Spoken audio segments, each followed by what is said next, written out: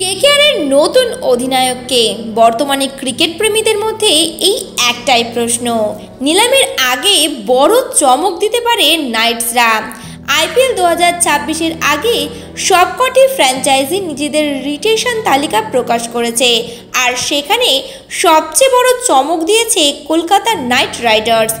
একঝাঁক নামী প্লেয়ারকে ছেড়ে দিয়ে নতুন করে দল গড়ার পথে হাঁটছে তারা। কেকেআর মোট 10 জন ক্রিকেটারকে রিলিজ করেছে, যার মধ্যে রয়েছে ভেঙ্কটেশ আয়ার, আন্দ্রে রাসেলের মতো তারকারাও।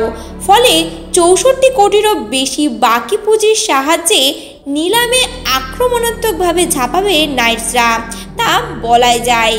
গত মরশুমে দলের পারফরমেন্স ছিল অত্যন্ত হতাশাজনক।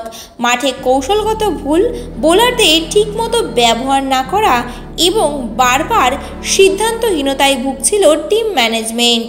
অজিঙ্ক্য রেহানাকে 2 কোটিতে কিনে অধিনায়ক করা হলেও তার নেতৃত্বে নানা সিদ্ধান্ত নিয়ে প্রশ্ন উঠেছিল। যদিও ব্যাট হাতে তিনি যথেষ্ট ভালো খেলেছিলেন, কিন্তু দলের সামগ্রিক ফল বদলালেও তা যথেষ্ট হয়নি। তাই নতুন মরশুমে পুরো দলটাই নতুনভাবে সাজাতে চাইছে কেকেআর। শুধু রিলিজ লিস্ট নয়, আগামী দিনে আরও বড় পরিবর্তন দেখা যেতে পারে, বিশেষত অধিনায়কত্ব নিয়ে। নিলামে যদি কোনো বড় নাম দলে না আসে, তাহলে যারা ইতিমধ্যেই স্কোয়াডে আছেন তাদের মধ্যে থেকেই নেতা বেছে নিতে হতে পারে। এই তালিকায় শীর্ষে রয়েছেন রিঙ্কু সিং।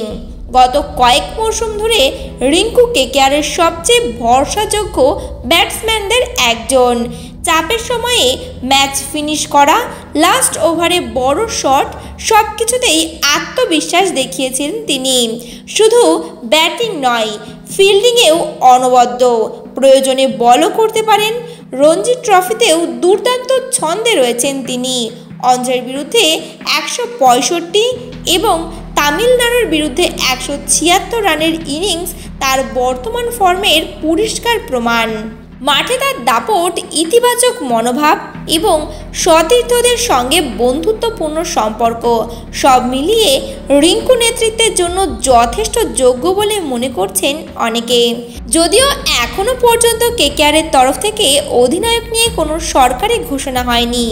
রেহানাকেও রিটেন করেছে ফ্র্যাঞ্চাইজি, তাই তাকেও পুরোপুরি সমীকরণ থেকে বাদ দেওয়া যাচ্ছে না।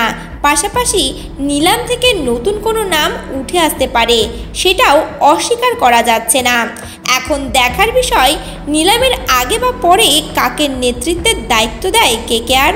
সমর্থকদের নজর এখন সেই ঘোষণার দিকেই।